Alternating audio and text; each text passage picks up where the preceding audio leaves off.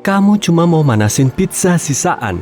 Tapi masalah besar terjadi. Begitu menyentuh alatnya, kamu merasakan sentakan seperti ada yang mendorongmu. Kamu melihat percikan dan mendengar sesuatu meledak. Lalu, gelap. Oh, kepalamu rasanya mau meledak. Apa yang microwave-nya. Kamu kesetrum. Untungnya kamu masih hidup dan kayaknya sih baik-baik aja. Bahkan lebih baik, apartemenmu tidak kebakaran. Sambil mengerang, kau bangun. Tanganmu gemetar, kamu mengambil gelas untuk menuangkan air. Tapi kemudian gelasnya jatuh ke lantai. Benda itu jauh lebih berat dari sebelumnya. Tapi bukan cuma itu. Sekarang, warnanya kekuningan dan tidak bening. Setelah memeriksanya, jujur saja, zat itu kelihatan mirip sekali dengan emas. Kamu mentertawakan dirimu. Lalu kamu bawa gelas baru itu ke juru taksir perhiasan. Kamu pun bingung sekali setelah meninggalkan tempat itu. Gelasmu memang terbuat dari emas paling murni. Namun kamu lupa, juru taksir itu bilang emas itu agak aneh. Ada lebih banyak misteri mendesak yang harus kamu bereskan. Misalnya, kenapa gelas itu bisa jadi emas? Pasti itu terjadi waktu kamu menyentuhnya. Tapi setelah itu, kamu memegang susuran tangga, kenop pintu, dan sebagainya. Kamu bahkan menjabat tangan si juru taksir. Kamu pulang dan mulai kerja. Kamu menyentuh sofa, kasur, bantal, cangkir, piring, alat makan. Dan tiba-tiba, sendok di tanganmu menjadi emas. Kemampuanmu memang bekerja, tapi tidak selalu. Meski begitu, kamu bakalan kaya. Karena emas.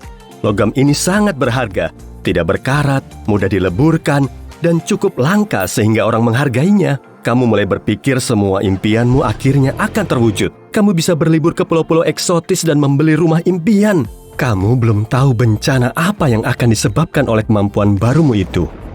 Waktu berlalu dan kamu sadar kamu semakin sering mengubah benda menjadi emas. Tak lama kemudian hal itu terjadi setiap 3 kali kamu menyentuh sesuatu. Dan pada akhirnya setiap kamu menyentuh benda, benda itu langsung menjadi emas.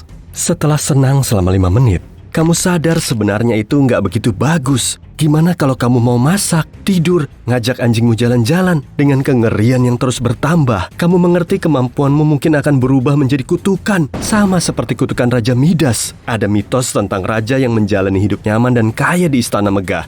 Tapi raja itu tidak pernah puas. Dia jauh lebih ambisius dari itu. Dia ingin semua benda yang dia sentuh menjadi emas. Mirip kan? Tapi saat harapannya terwujud, raja itu menyadari itu adalah hal terburuk yang pernah terjadi kepadanya. Kamu merasa ngeri dan memutuskan untuk memikirkan sesuatu yang tidak membuatmu begitu stres. Seperti, apa mungkin kemampuanmu bisa terjadi kalau dari sudut pandang sains? Apa kamu hanya mengubah atom benda yang kamu sentuh? Misalnya aja remote. Begitu kamu ambil dan mengubahnya menjadi emas, remote itu akan menjadi lebih padat dan berat. Atom emas pasti akan berjejalan. Lalu atom-atom itu akan saling mendorong. Duar! Remote itu pun akan meledak dengan kekuatan dahsyat. Tapi itu tidak terjadi. Artinya, kemampuanmu bekerja dengan cara berbeda. Mungkin kamu tidak mengubah atom, tapi cuma menyusunnya kembali. Ini akan menjelaskan kenapa si juru taksir sangat terkejut dan menyebut gelas emasmu aneh. Emas ini agak seperti busa, dengan banyak celah kecil di dalamnya. Tiba-tiba kamu teringat sesuatu dan kamu bahkan merasa lebih takut. Kamu harus amat sangat hati-hati sekarang. Gimana kalau kamu berlutut dan menyentuh anjingmu? Gimana kalau kamu nggak sengaja memeluk adikmu atau menyentuh tangan teman-temanmu? Setelah panik selama kira-kira 1 jam, kamu ingat salah satu sahabat ilmuwanmu. Ayo, kunjungi dia. Setelah mengatasi syok di awal, temanmu langsung beraksi. Tak lama kemudian, kamu punya solusi. Sarung tangan berbahan khusus. Kamu harus selalu memakai sarung tangan ini. Temanmu menjelaskan detailnya, mencoba memberitahumu bagaimana sarung tanganmu akan melindungi dunia darimu. Tapi itu terdengar sangat ilmiah. Kamu nggak ngerti penjelasannya dan berhenti mendengarkan setelah setengah menit. Hidupmu menjadi lebih mudah, tapi lebih sulit juga sekarang. Kamu tidak perlu mengendalikan dirimu di dekat orang lain. Tapi kamu juga harus belajar mandi, makan, bermain voli, dan mengelus anjingmu memakai sarung tangan itu. Untungnya, kamu nggak butuh waktu lama untuk terbiasa dengan gaya barumu. Tapi pada suatu hari yang cerah, semuanya menjadi tak terkendali. Kamu lagi di taman, energi anjingmu meledak-ledak dan dia lari berputar-putar. Saat itulah tangan kirimu mulai terasa gatal di dalam sarung tangan. Nggak apa-apalah kalau aku...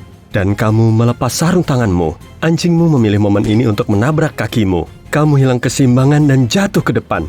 Kamu melihat semua yang terjadi di depanmu seperti dalam gerak lambat. 1 detik, lalu tangan tanpa sarungmu menyentuh tanah. 1 detik lagi, dan gelombang berwarna emas menyebar darimu, mengubah apapun yang bisa kamu lihat menjadi emas.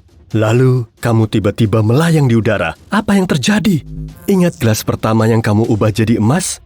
Bentuk atau ukurannya tidak berubah karena tidak cukup besar. Tapi untuk seluruh planet, ini masalah besar. Emas yang kamu buat seperti spons. Tapi tidak mungkin kita punya bumi yang seperti spons. Kita punya gravitasi. Gravitasi akan menekan bumi. Dan berhasil. Celah yang tidak begitu kecil di antara atom yang membentuk planet biru ini hilang. Dan bumi mulai menyusut pada kecepatan yang berbahaya. Dengan cepat, radiusnya menjadi sepertiga lebih kecil dari sebelumnya. Tapi, kembali ke situasimu sekarang. Kamu tidak pernah terjebak di lift yang jatuh. Tapi kamu berpikir, mungkin seperti ini rasanya. Kamu merasa seseorang tiba-tiba menarik tuas untuk gravitasi bumi dan mematikannya. Awalnya, kamu ketakutan. Gimana kalau pas kamu berhenti jatuh? Kamu akan menghantam tanah dengan keras? Tapi itu belum terjadi. Dan kamu sedikit tenang. Masalahnya, bukannya menjauh atau mendekat, tanahnya seperti jatuh bersamamu. Dari sudut pandangmu, kamu melihat air melayang di udara. Itu nggak mungkin samudera atau laut. Semuanya berubah menjadi emas bersamaan dengan tanah. Sementara itu, air di udara mulai membentuk tetesan. Dan kamu sadar itu adalah cairan yang ada di atmosfer sebelum kecelakaan itu. Kamu memutuskan menyebut bencana yang kamu sebabkan dengan istilah itu. Satu-satunya makhluk hidup lain yang kamu lihat adalah burung. Burung-burung itu pasti sedang terbang saat perubahan itu terjadi. Beberapa saat kemudian, kamu merasakan sengatan, nyamuk. Saat itu kamu tahu, selain burung, ada juga serangga terbang. Kira-kira dalam 10 menit, bumi berhenti menyusut. Mungkin sudah mencapai ukuran yang dibutuhkannya. Kalau dunia aneh ini bekerja seperti seharusnya, kamu pasti akan jatuh ke tanah pada kecepatan hampir 30.000 km per jam. Tapi entah kenapa, itu tidak terjadi. Kamu berpikir, aku masih hidup, itu mungkin gak begitu buruk.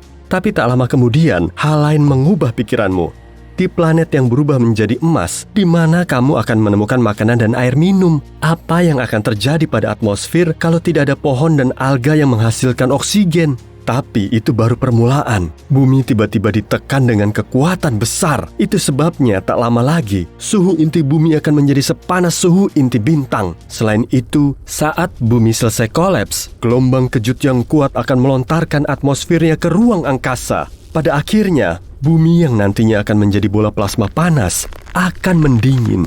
Bumi akan berubah menjadi bola emas bersinar yang melayang di antara Mars dan Venus. Kamu akan segera tahu. Tapi saat ini, kamu sedang berdiri di tengah-tengah dataran emas yang luas. Di pikiranmu hanya ada pertanyaan dan tak ada jawaban.